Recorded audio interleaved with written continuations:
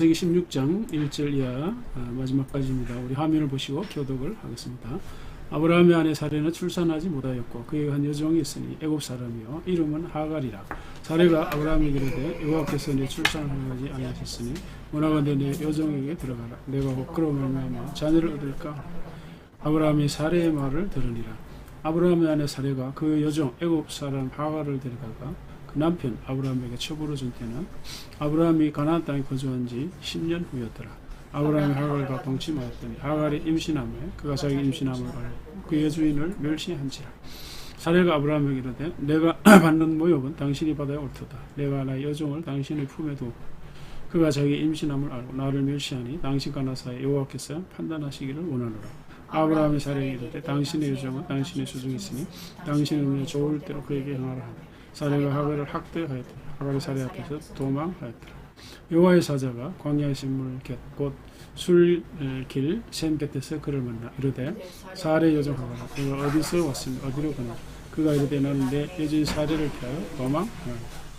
여호와의 사자가 그에게 이르되 내 여주인에게로 돌아가서 그 수하에 복종하라. 여호와의 사자가 또 그에게 이르되 내가 내 씨를 크게 번성 그 수가 많아 셀 수 없게 하리라. 여호와의 사자가 또 그에게 이르되 내가 임신하여서 아들을 낳았더니 그 이름을 이스마엘이라 하라. 이는 여호와께서 내 고통을 들으셨음이니라. 그가 사람 중에 덜나귀 같이 되리니 그의 손이 모든 사람을 치고 모든 사람의 손이 그를 치며 그가 모든 형제와 대하면서 살리라 하니라. 하갈이 자기에게 이르신 여호와의 이름을 나를 살피신 하나님이라 하였으니 이는 내가 어떻게 여기서 나를 살피신 하나님을 배웠는고 함이라. 이름으로 그 샘을 보엘라여라 불렀으니 그것은 가데스와 베렛 사이에 있더라. 하갈이 아브라함의 아들을 낳으며 아브라함이 하갈이 낳은 그 아들 이름은 이스마엘이라 하였더라. 하갈이 아브라함의 이스마엘을 낳았을 때 아브라함이 86세였더라. 아멘. 제목을 같이 한번 읽겠습니다. 아브라함의 여정, 그의 가정사를 통해 주시는 다양한 메시지. 오늘도 챗GPT를 활용해서 메시지를 준비했는데요.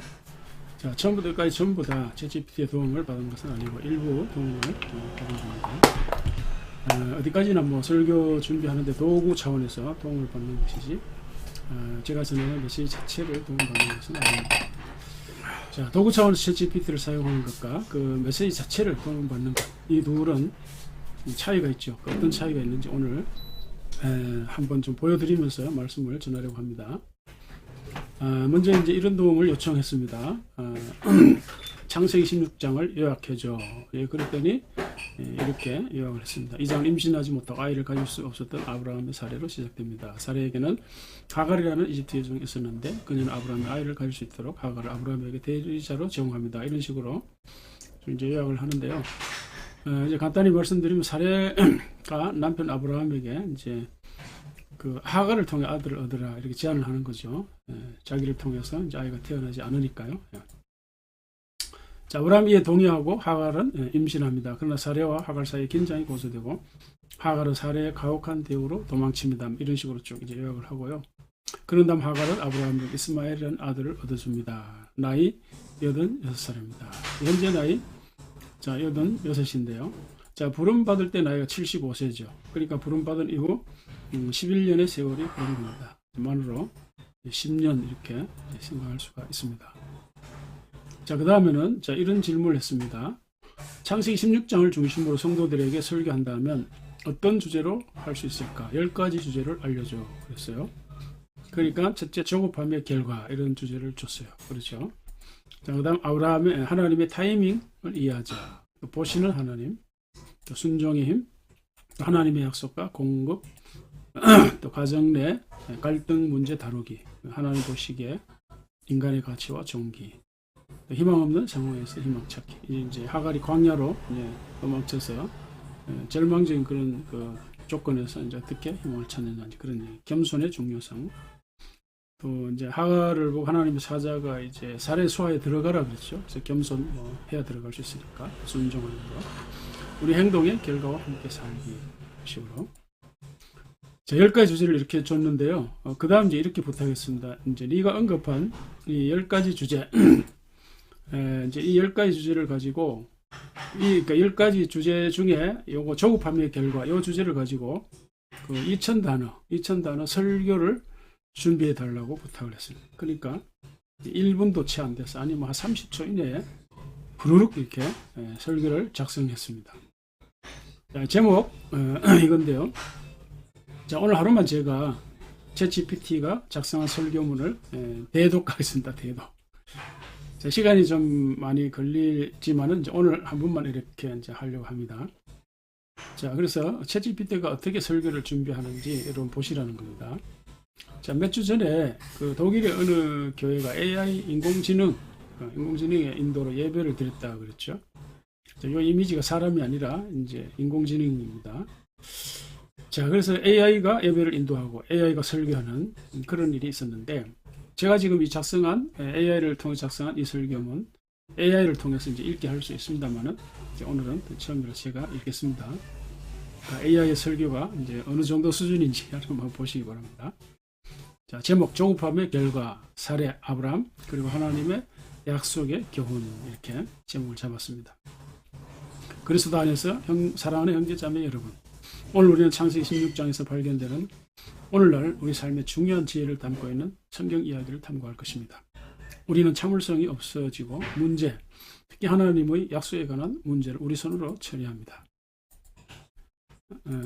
창세기 15장에서 하나님 아브라함에게 하늘의 별과 같이 많은 후손을 주겠다고 약속했습니다. 그러나 시간이 지남에 따라 사례는 불임 상태로 남아있었고 아이의 약속은 그 어느 때보다 멀어진 것 같았습니다.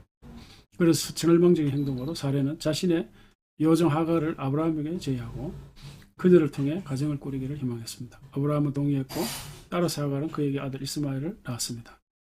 그러나 하나님의 약속에 대한 이 인간의 해결책은 그들의 가정 내에서 분쟁과 고통을 초래했습니다.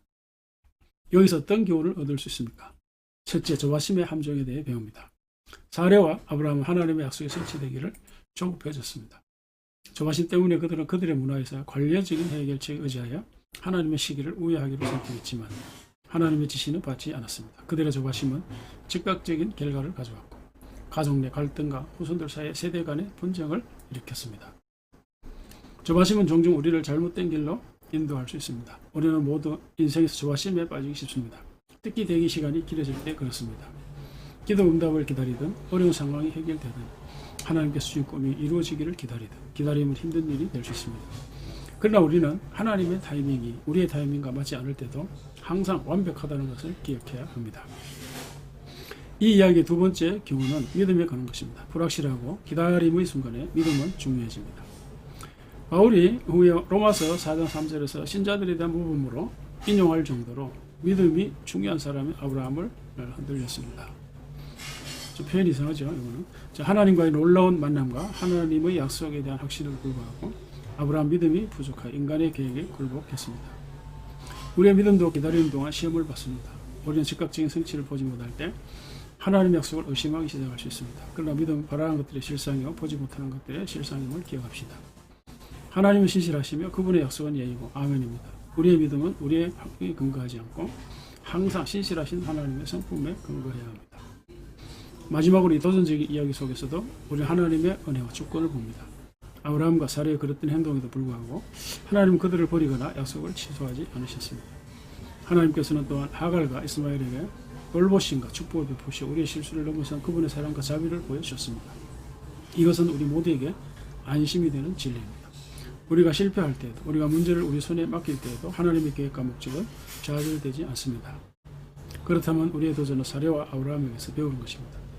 믿음대로 살아갈 때 우리는 인내하고 하나님 때를 신뢰하며 그분의 약속이 그분의 완벽한 때 이루어질 때까지 기다려야 합니다. 하나님보다 앞서 서두르는 대신 그분을 기다리고 그분의 약속을 신뢰하고 그분의 완벽한 타이밍에 안식하는 배우도록 합시다. 하나님께서 모든 것을 제때 아름답게 만드셨다는 사실을 기억하십시오. 그분을 기다리는 법을 배우면서 우리는 성품과 회복력을 발전시킵니다. 그러므로 기다림을 받아들이고 조급함을 버리고 믿음을 더 깊게 합시다. 그렇게 할 때 우리는 하나님의 약속이 우리 삶에 성취되는 것을 목격하게 될 것입니다. 주의 진리로 너를 인도하시고 교훈하소서. 주는 내 구원의 하나님의 신이 내가 종일 주를 바라나이다. 아멘. 자, 챗GPT가 이렇게 설교 본문 이제 성경 본문 요약도 하고 설교 주제도 정하고 설교도 이렇게 다 합니다. 참 희한한 세상이 됐죠. 제가 단어 하나 고치지 않았어요. 물론 이거는 지금 이제 그 영어 기반이기 때문에 영어로 작성된 것을 한국어로 번역을 했어요. 그렇기 때문에 이 어감이랄까 문맥이랄까 이렇게 한국어 맛이 좀 안 나는 면이 있죠. 근데 이걸 이제 말은 조금만 이제 한국 어떤 뭐 한국어 분위기에 맞춰서 문장을 다듬으면 굉장히 훌륭한 설교 아닙니까 이거? 그러니까 이 내용을 가지고 지난주일 저녁 우리 동기 목사님들 대상으로 강의를 했는데 다들 깜짝 놀랐습니다. 자, 물론 저도 처음에 이런 걸 보면서 엄청 놀랐죠. 자, 이제 인공지능이 이렇게 설교를 이렇게 잘하다니. 자, 보통 이제 그런 말 하잖아요. 인공지능의 발달로 이제 인간의 직업을 많이 이제 뺏긴다, 사라진다. 그러니까 인공지능이 소설도 쓰고 뭐 시도 쓰고 영화나 드라마 대본까지 이렇게 설교까지 잘하잖아요. 자, 그리고 이 설교 내용이나 수준이 말이죠. 우리나라 목사님들 아마 상위 수준일 거 상위. 어떤 분들은 설교도 이상하잖아요. 예? 뭐 설교를 하는 건지 뭐 쇼를 하는 건지 이상한 설교가 많은데 그런 설교에 비하면 100배 1000배 낫죠. 자, 그러나 저는 이제 이런 스타일의 설교가 아니죠. 여러분 제 설교를 오래 들으시면서 다 아실 것입니다만은 그러나 이제 우리나라 대부분의 설교가 이런 방식입니다. 이런 방식. 제가 보기에는 이 인공지능의 그 설교 내용이나 퀄리티가 목사님들 수준 못지 않아요. 그래서 만약 이걸 그대로 예배 시간에 활용을 한다면 이거는 뭐 챗GPT 도움을 받는 정도가 아니라 그냥 아예 자신을 챗GPT로 대체하는 거죠. 자, 근데 저는 이제 이런 스타일로 설교하지도 않지만 자, 이런 내용을 그대로 받아서 인용하는 것도 사용하는 것도 아니죠. 저는 저 나름의 설교 방식과 방향이 있어서 이런 설교는 저하고는 전혀 이제 다르잖아요. 시간이 많이 가서 이제 오늘 제가 전하는 설교는 좀 간단하게 한번 전하도록 해보겠습니다. 자, 일단 오늘 설교에서 제가 어떻게 챗GPT의 도움을 받았는지 좀 잠시 알려드리면 자, 이렇습니다. 아까 본 대로 창세기 16장을 가지고 설교를 한다면 주제에 10가지 주제 어떤 것이 있는지 알려달라고 그러죠. 이제 10가지 주제죠. 자, 근데 물론 이제 이런 이제 설교 주제를 목사님들이 기도하고 묵상하면서 혹은 성도들을 생각하면서 또 혹은 성경을 연구하면서 설교 주제를 정하는 것이 가장 좋겠죠. 그러나 이제 아무리 기도를 많이 하고 성경을 잘 아는 목사라 하더라도 이 10가지 주제를 한순간에 제목을 뽑기는 참 쉽지는 않아요. 어려워요. 자, 그리고 이제 우리가 또 어떤 때는 목사님들이 바쁘잖아요. 엄청 바쁠 때 설교를 해야 되고 또 어떨 때는 설교 준비하려고 앉아 있어도 제목이 생각나지 않아 막막할 때가 있어요. 네, 그때는 이제 도움을 받을 수도 있다 이런 생각이 듭니다. 자, 그런데 이제 이 인공지능이 가지고 있는 이 성경에 대한 지식이나 신학적 지식이 사실은 굉장히 차원이 높아요. 왜냐하면 이제 인터넷에 올라온 거의 모든 지식을 학습을 이제 한 거니까. 그러니까 대부분 보통 목사님들의 수준을 뛰어넘는 거거든요. 자, 그런 점에서 우리가 이제 도움을 받을 수 있고 활용할 수가 있습니다. 근데 저는 자, 이 10가지 주제를 참조해서 저 나름 오늘 메시지 주제를 이제 정리했는데 그동안 이제 말씀드린 대로 그 아브라함의 그 인생 여정을 통해서 나타나는 메시지를 확인하는 이런 데 설교 방향을 잡았잖아요. 잡았는데 그래서 오늘은 아브라함의 여정, 그의 가정사를 통해 주시는 다양한 메시지 이렇게 제목을 잡았습니다. 근데 뭐 아브라함 가정만 아니라 오늘날 우리들 가정에도 시시때때로 가정 문제들이 이제 발생하잖아요. 이제 그때 이제마다 우리가 이제 뭐 일일이 다 성경을 다 확인할 수는 없지만은 아브라함의 가정에 나타난 이 문제들이 경우에 따라서 우리에게 도움이 될 수 있겠죠. 그래서 그동안 아브라함의 그 인생 여정에서 특별히 아브라함의 믿음이 어떤 것인가 이런 걸 추적해 왔어요. 자, 그런 관점에서 제가 이렇게 믿음 생활이란 이런 주제를 잡고 자, 믿음 생활이란 무엇인가 그 하위 주제로 7가지 메시지를 잡았습니다. 물론 챗GPT 도움을 받았습니다. 자, 자신의 조급한 성격을 극복하는 거다. 믿음 생활이란. 그 다음 믿음 생활이란 상식이나 문화 혹은 관습을 초월하는 거다. 믿음 생활이란 하나님의 시간을 기다리는 거고 또 믿음 생활은 하나님의 면전을 의식하고 감찰을 의식하는 거다. 겸손과 순종의 길을 가는 거고 또 하나님의 약속과 공급을 믿는 것이다. 종의 신분 문화 이런 거 수용하시는 하나님.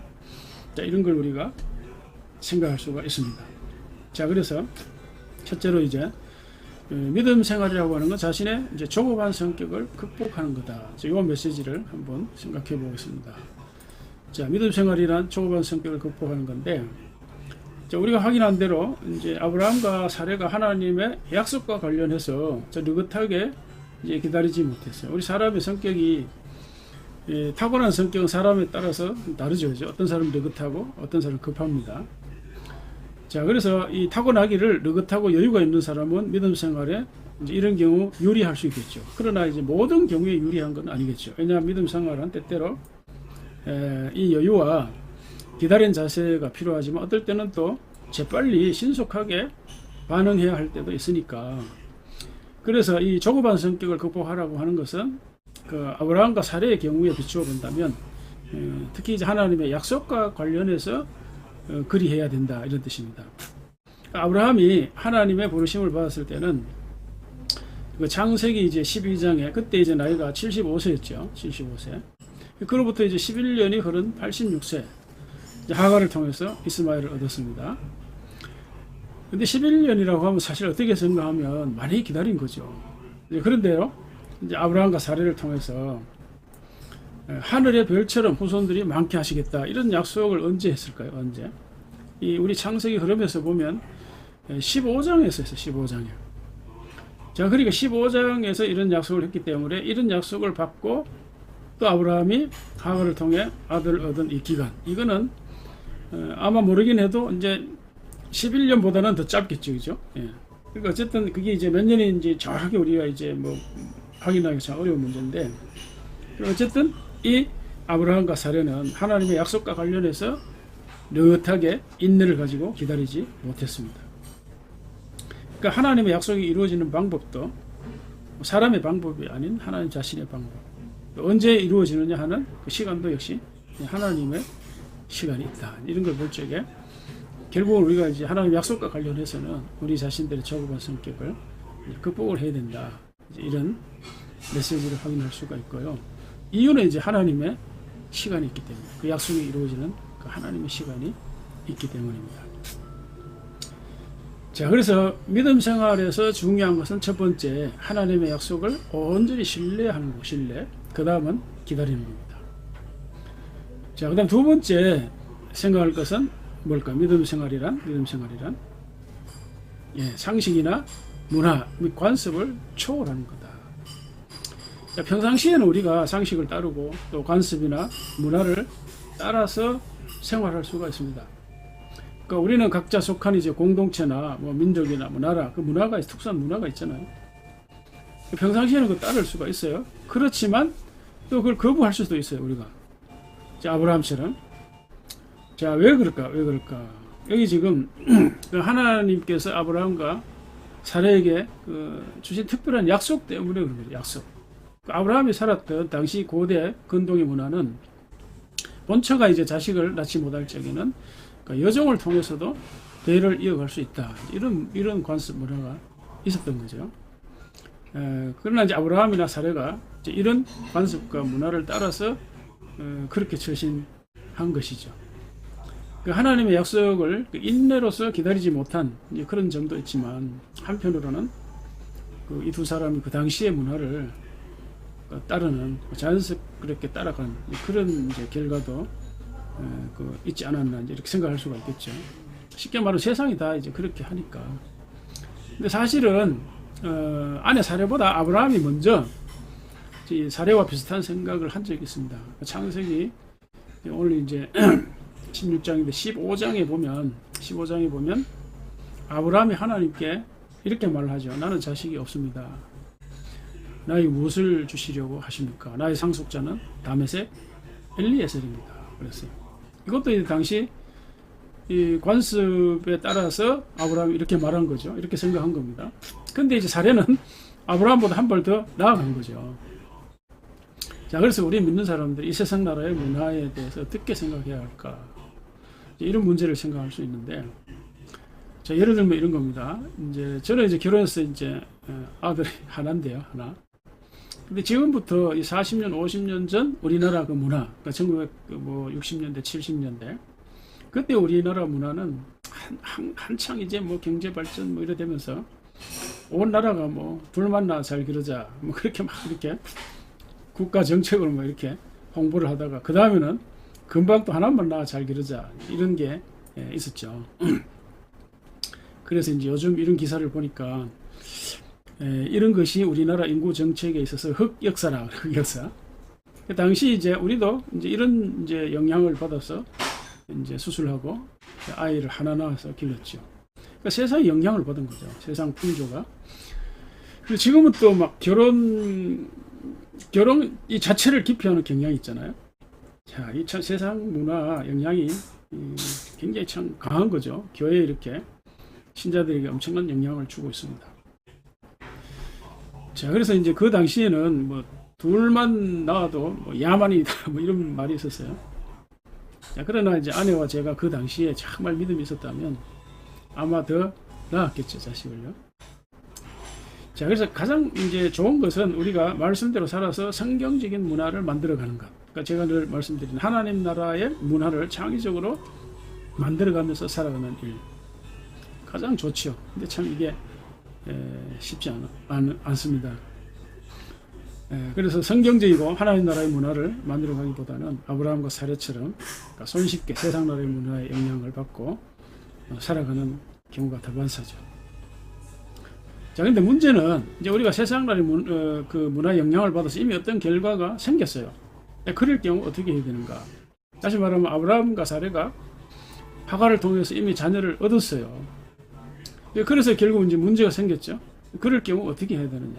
그러니까 하나님께서 어떻게 하시는가 보면 우리가 알 수가 있는데 어떻게 하시죠?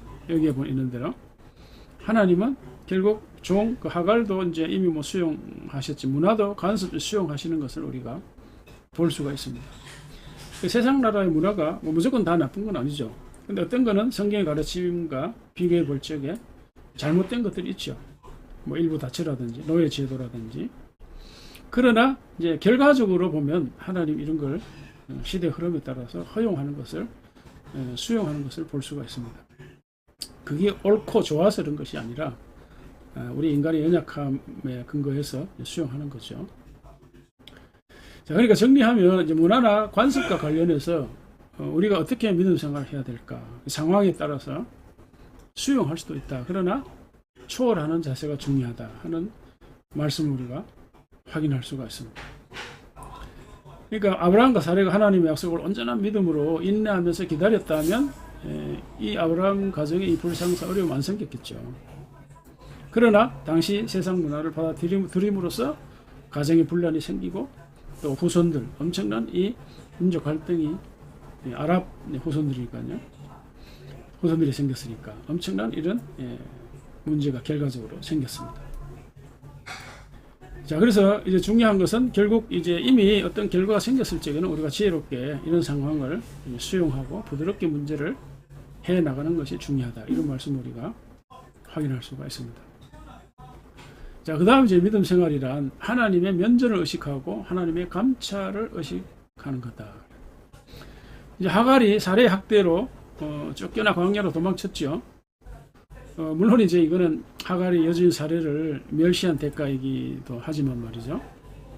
자, 그런데 광야에서 하나님의 사자를 통해서 하갈을 만나서 이렇게 말하죠. 내가 어디서 왔으면 어디로 가느냐. 하갈이 이제 여차여차 사정을 말하니까 하나님의 사자는 다시 이제 여주인 사례에게로 돌아가라 그러죠. 돌아가라. 자, 그래서 결국 사례에게 들어가 복종하라. 이제 이런 뜻인데요. 이런 걸 보면 참 이 하갈도 그렇고 사례도 그렇고 보통 여자들은 아닌 것 같아요. 예. 그러니까 하갈도 하나님의 사자의 말이 아니었으면 들어갔을까 이런 생각이 들어요.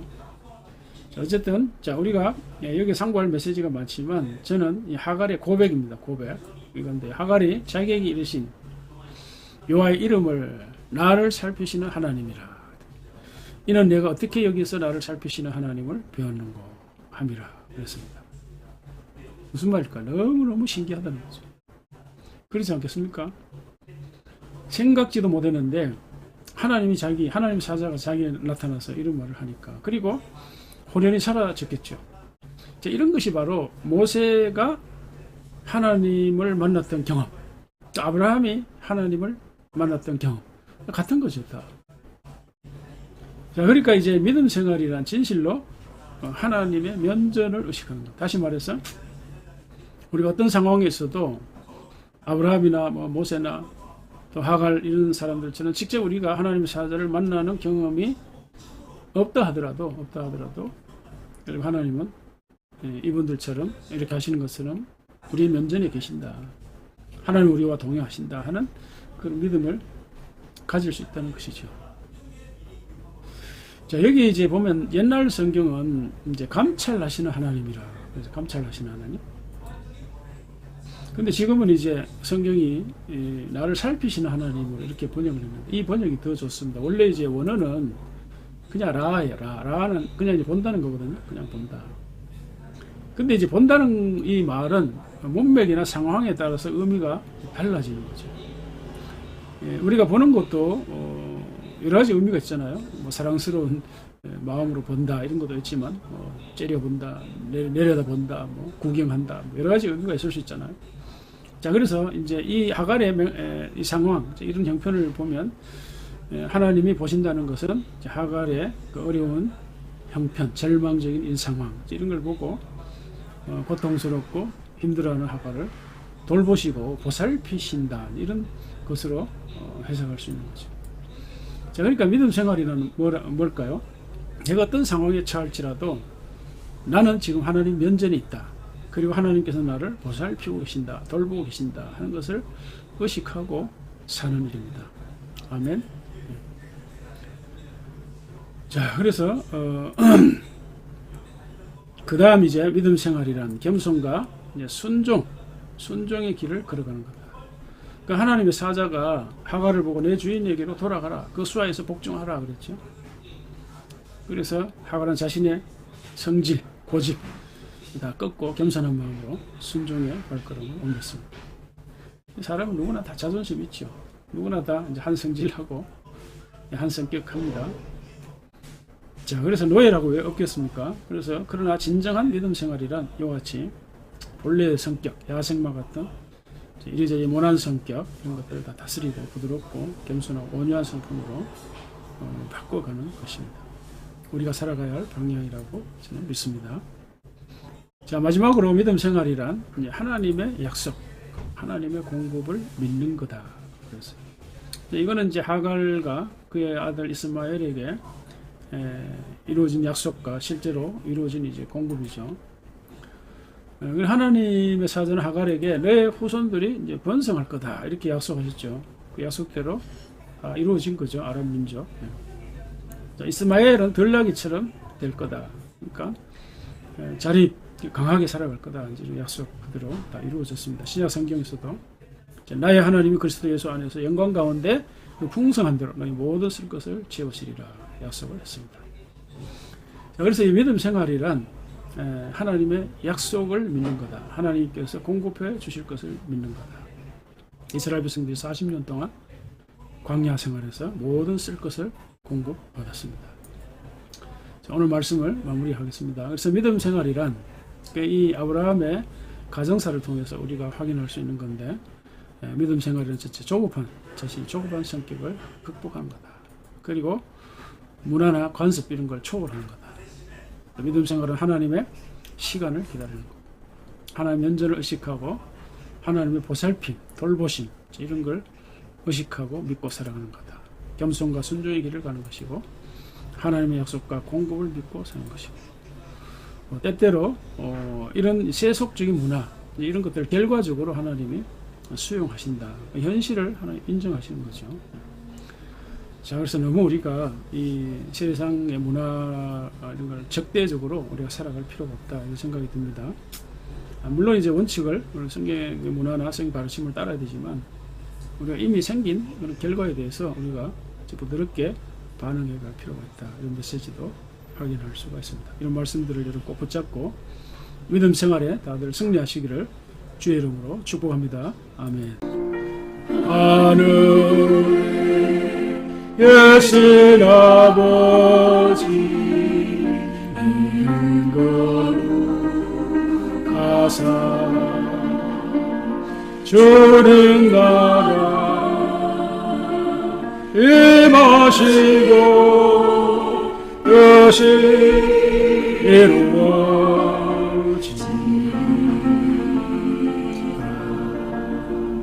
일용할 양식 주시고 우리들의 큰 죄